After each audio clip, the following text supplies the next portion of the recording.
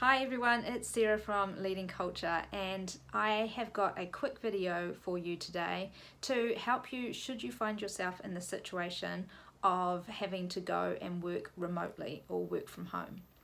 Now, it's a beautiful Saturday morning here in Auckland, Aotearoa, and many of you may be wondering why I'm bothering to spend some of my Saturday morning shooting a video.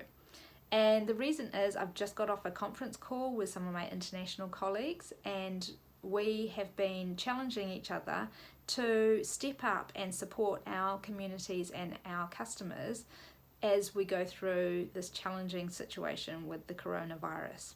So I thought I'd take the inspiration whilst it struck and whilst it was hot, and I would shoot the video right here and now before I even had a shower from the gym. So lucky you can't smell me.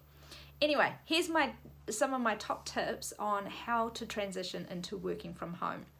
Now, I've been working from home now for the past 20 years. I've brought up 2 children that way. I know what it's like to work with toddlers running around the house and those sorts of things.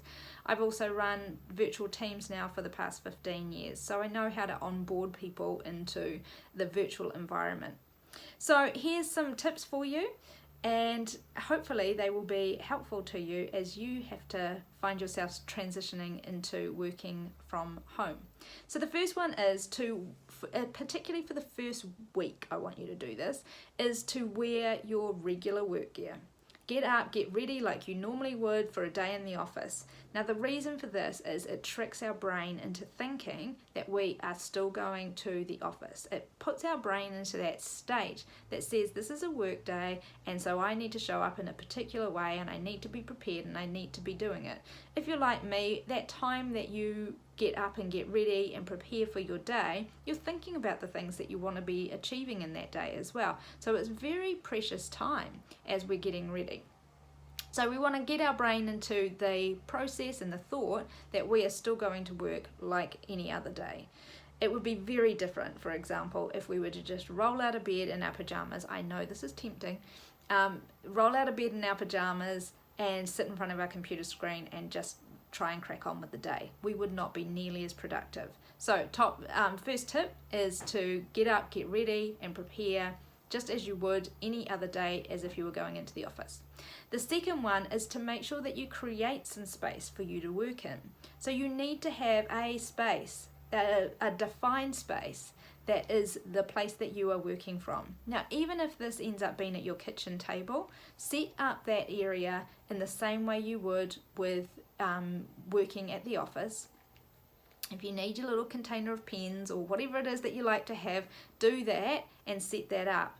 Even if you have to, at the end of each day, pack it away into a box or something like that, because the family needs to use it to have dinner, then that's absolutely fine. But you want to have a space that is a dedicated space for you to be working in.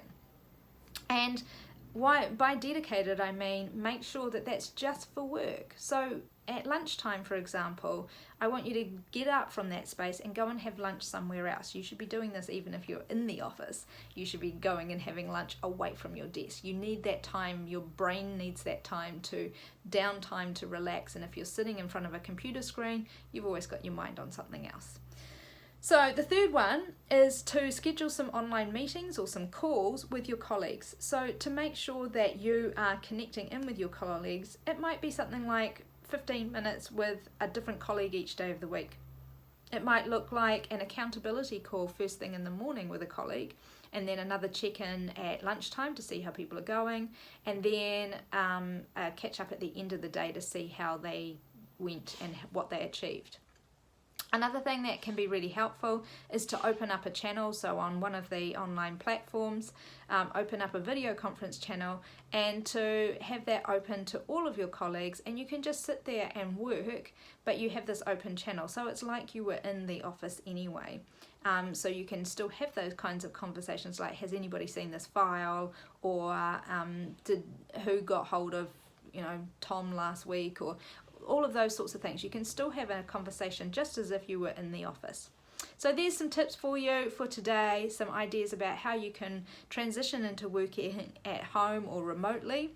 So my tips, just as a recap: wear your regular gear to your home office space, set and create some space, and finally, thirdly, schedule some time to connect in with your colleagues and make sure that you've got that regular time, so then you are still keeping in touch and you're not feeling in total isolation.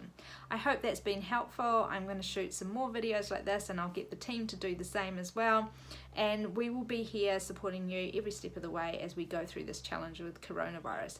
Have a wonderful weekend, and I will see you soon.